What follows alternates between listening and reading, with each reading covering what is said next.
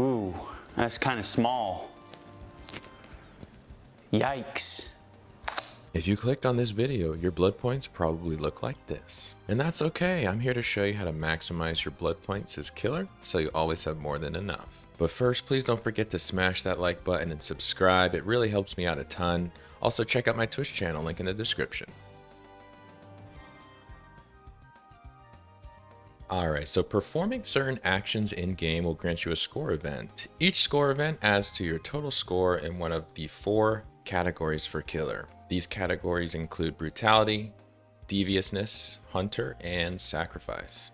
So the main way to gain blood points in the brutality category is to hit survivors, which grants 300 BP. The main way to gain blood points in the hunter category is to chase survivors, hence the name hunter. Chasing survivors grants about 10 blood points per second. The main way to gain blood points in the sacrifice category is to, of course, hook survivors. And lastly, gaining blood points in the devious category varies from killer to killer. The deviousness category is the main reason why some killers are better at farming blood points than others. In my opinion, and you'll probably see him on my channel a lot because he's my main killer, one of the best killers for farming blood points is the Legion. Like I said before, the devious category varies from killer to killer. This is because in order to gain points in that category, you have to perform power specific actions. And it just so happens that the Legion has the least amount of actions for this category, making it easy for him to rack up points in the devious category. So to gain points in the category, you simply just use his power,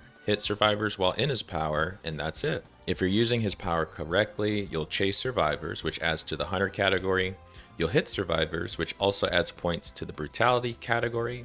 And lastly, you'll hook survivors, hopefully, which adds points to the sacrifice category. If you choose Legion to be your blood point farming killer, you'll max out each of the categories each game extremely easily. Now, for each category, the maximum score you can get at the end of the match is 8,000. If you were to match out each category in a match, you'd gain a total base 32,000 blood points. Now, some of you might hear that and say, wow, that's not too many. But of course, just hold on. There's plenty of ways to gain more blood points on top of the base amount, and we'll get into that later.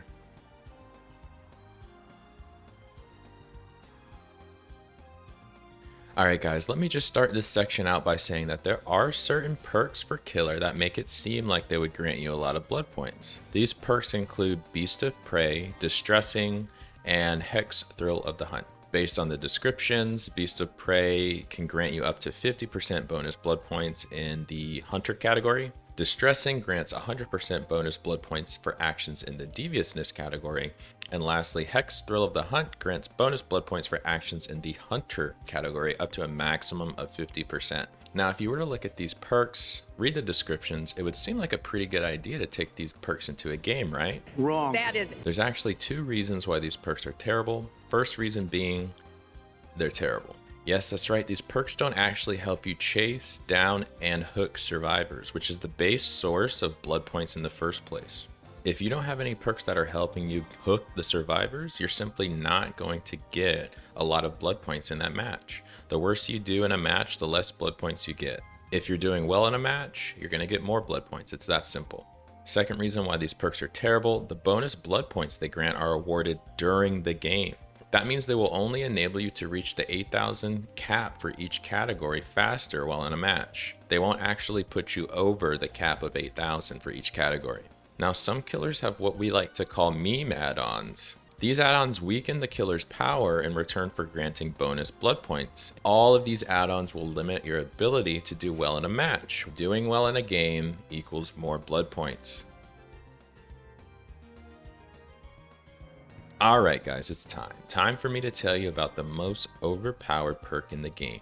Barbecue and Chili grants bonus blood points for hooking each unique survivor in a match, a 25% bonus up to 100% bonus for hooking all 4 survivors in a single match. It's important to note that the bonus blood points from Barbecue and Chili get awarded post-game. Everything I've mentioned previously, that includes the meme add-ons and the terrible perks, they only award you points in-game, meaning you won't get past the 8,000 cap for each category at the end of the match. However, Barbecue and Chili applies its bonus post-game. That means if you are able to max each category as killer in a match and get 4 tokens of Barbecue and Chili, you get a base of 32,000 blood points plus an additional 32,000 from barbecue and chili. So that would bring our total to 64,000 blood points for that match. Now we're cooking. Yeah, boy. But wait, there's more. There are offerings in the game that grants bonus blood points post-trial as well. These include Survivor Pudding, Bloody Party Streamers, as well as a few other event offerings. Now the Survivor Pudding will increase your blood points by another 100% post-trial. And if we use the example from earlier, a perfect game gets you a base of 32k blood points, plus another 32k blood points from the full stacked barbecue and chili. And if you were to bring along the Survivor's Pudding offering, you would get another 32k from that, totaling us 96,000 blood points for a single match. There's another offering called the Bloody Party Streamers, which is essentially the same thing as the Survivor Pudding, except for it's not personal. It actually will grant the bonus to all players in the match. And what's amazing about the Bloody Party Streamers is that they stack. Yes, they stack with the pudding and other Bloody Party Streamers. So if we take the same example we've been using and added one survivor bringing the Bloody Party Streamers, that would be an additional 32,000 blood points, bringing us to a total of 128,000 blood points in a single match. Now, of course, that's not the absolute maximum you can get in a game. You can always have more than one survivor bringing the streamers. Sometimes Behavior likes to run double blood point events. All of these would stack with everything that I mentioned. But the example I gave you earlier happens more often than you think. So getting 96,000 to 128,000 blood points each match is possible, and you can do it consistently. Anyways, guys, I don't want to have the video run too long. I hope I covered enough to get you a basic understanding on how gaining blood points works. If I missed anything, just let me know down in the comments. Again, don't forget to smash that like button. It really helps me out. Subscribe, and I will catch you guys in the next one. Peace.